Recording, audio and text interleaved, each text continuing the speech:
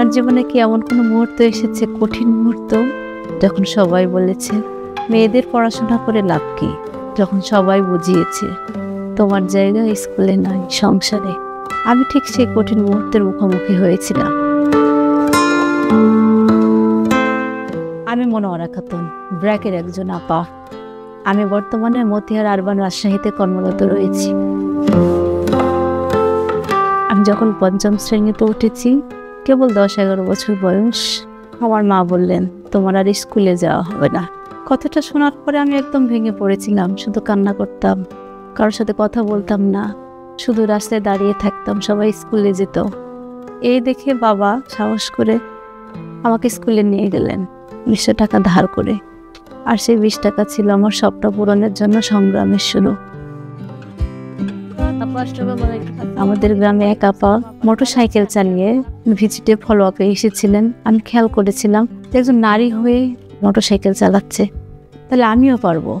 আমি সেদিন থেকে আরো বেশি অনুপ্রাণিত হলাম, আরো বেশি কঠোর পরিশ্রম করার সাহস পেলাম যে না, আমাকে মাস্টার্স পাস করতে হবে, আমিও একদিন মোটরসাইকেল চালাবো। বাল্যবিয়ে বন্ধ করার জন্য কি করা যেতে পারে, তার একটা উপায় কি? আপনি বলবেন তাকে নিয়মিত স্কুলে পাঠাতে হবে। মাস্টার্স পরীক্ষার প্রথম পরীক্ষা যেদিন, সেদিন আমার কাছে ফোন আসে, বাবা খুব অসুস্থ।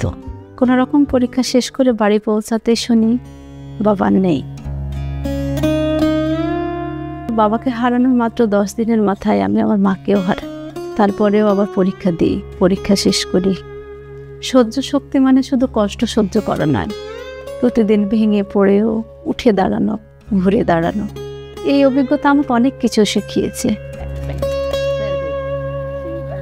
শেষ পর্যন্ত সাফল্যের সাথে আমি সে মাস্টার্স পাস করি এবং সে সময় একটা সার্কুলার ব্র্যাকেট দেখি এবং সেখানে আবেদন করি। কিছুদিন পরেই পরীক্ষার জন্য বগুড়া বিএলসিতে ডাক আসে। আমাকে প্রশ্ন করা হয়, আপনি ইউপিজি প্রোগ্রাম সম্পর্কে কি জানেন? এই যে আমার মায়ের লড়াই, আমি এ পর্যন্ত এসেছি। ইউপিজি প্রোগ্রামের যে অবদান, আমার মায়ের সে যুদ্ধের কথা, লড়াইয়ের কথা সবটা খুলে বললাম এবং পরবর্তীতে আমি চট্টগ্রাম কর্নেলঘাট অফিসে যোগদান করি। আমি যখন ইউপিজি পরিবারের যাই, আমি আমার মাকে অনুভব করি। যেমন গত এসএসসি পরীক্ষায় আমার সদস্যর মেয়ে গোল্ডেন এ+ পেয়েছে। তিনি অন্যের বাসায় কাজ করতেন, মেয়েকে পড়ালেখা করাবেন না। পরে তাদেরকে বিভিন্ন উৎসাহমূলক কথা বলি, আলোচনা করি, তাদেরকে উৎসাহ করি যে না, মেয়েদেরও পড়ালেখা করা উচিত। আমরা যখন আমাদের সামনে কোনো বাধা আসে, প্রতিবন্ধকতা আসে, আমরা সেটাকে ভয় পাই, সেটাকে মোকাবিলা করার সাহস পাই না। কিন্তু এই ধারণাটা একদম ভুল। লক্ষ্য যদি ঠিক থাকে, আপনি গন্তব্যে পৌঁছাবেনই। পথ যতই দীর্ঘ হোক, একদিন সে পথেরও শেষ প্রান্তে এসে দাঁড়াবেন।